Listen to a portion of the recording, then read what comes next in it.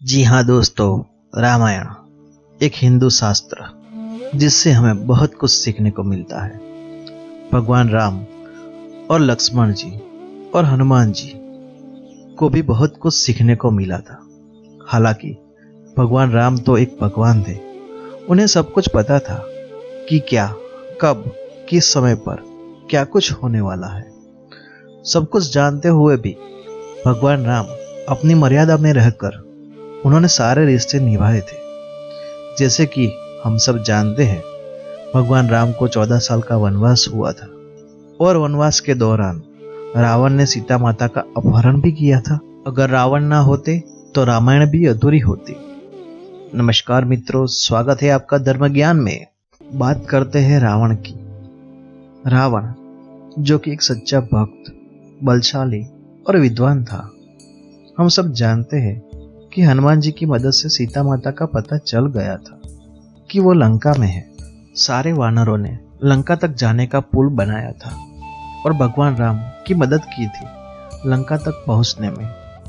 भगवान राम ने लंका जाकर सीता माता को खोजा, किंतु उससे पहले उन्होंने रावण से युद्ध किया था। युद्ध में सबको पराजित करके, यानी कि एक के बाद एक रावण के पुत्र और रावण की सेना को पराजित करके जब अंत में रावण की बारी आई तो उन्होंने रावण से युद्ध किया।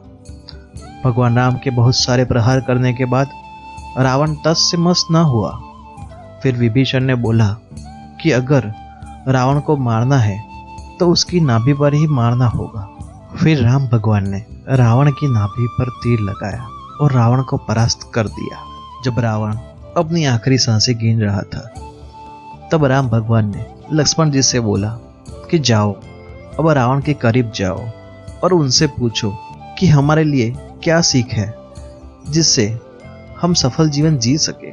लक्ष्मण जी अचंभित में आ गए और भगवान राम से बोले कि यह क्या बोल रहे हो, हमें एक शत्रु से क्या सीख लेनी चाहिए। तब राम भगवान ने बोला, जी हाँ, हमें सबसे सीख लेनी चाहिए। फिर क्या था, लक्ष्मण जी रावण के पास गए और उनके कान में बोला कि रावण जी, हमारे लिए जीवन में क्या रहस्यमय 3 सीखें हैं जो हम हमारे जीवन में उतार सकें, कृपया हमें उसका उत्तर दीजिए। यह सब राम भगवान देख रहे थे। फिर राम भगवान ने लक्ष्मण जी को बुलाया और बोला कि अगर हमें किसी से कुछ सीखना हो तो उसके चरणों में जाकर प्रार्थना करनी चाहिए, तभी हमें उचित ज्ञान मिलता है।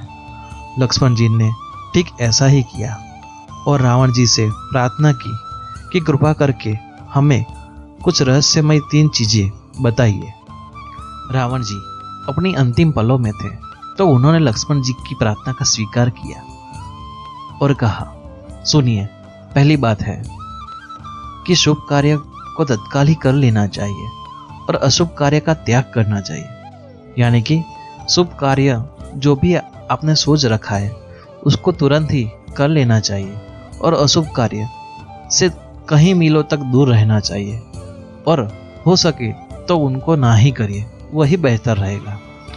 हमारे शास्त्रों के अनुसार माना गया है कि रावण ने सीता माता का अपहरण किया था, तो वह एक अशुभ कार्य है। यदि यह कार्य ना किया होता तो अच्छा रहता और रावण ने ऐसा किया तो उसकी सजा उसको मिली। दूसरी सीख जो रावण ने लक्ष्मण जी को बताई वह यह है कि अपने प्रतियोगी को अपने से छोटा और निर्बल ना समझे।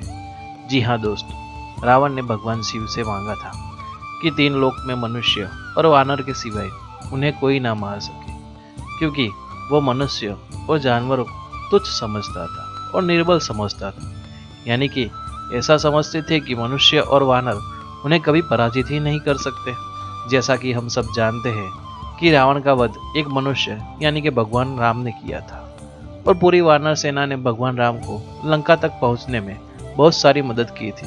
जी हाँ दोस्तों, उनमें से हनुमान जी जिन्होंने अपनी पूरी जी जान लगा दी। और तीसरा और आखिरी रहस्य जो रावण ने लक्ष्मण जी को बताया वह यह है कि अपने जीवन का कोई भी राज किसी को ना बताए।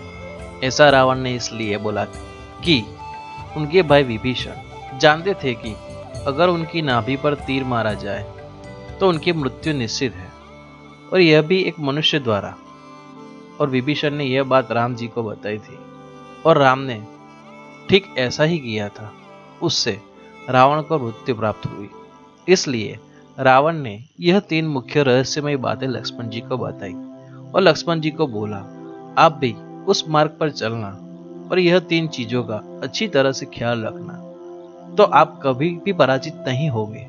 जी हाँ दोस्तों, हमें भी यह 3 चीजों का ध्यान रखना चाहिए और हमें आगे बढ़ना है तो ये 3 रहस्यमय बातों को अपने ध्यान में रखना चाहिए, अपने जीवन में उतारना चाहिए। वीडियो को अंत तक देखने के लिए धन्यवाद।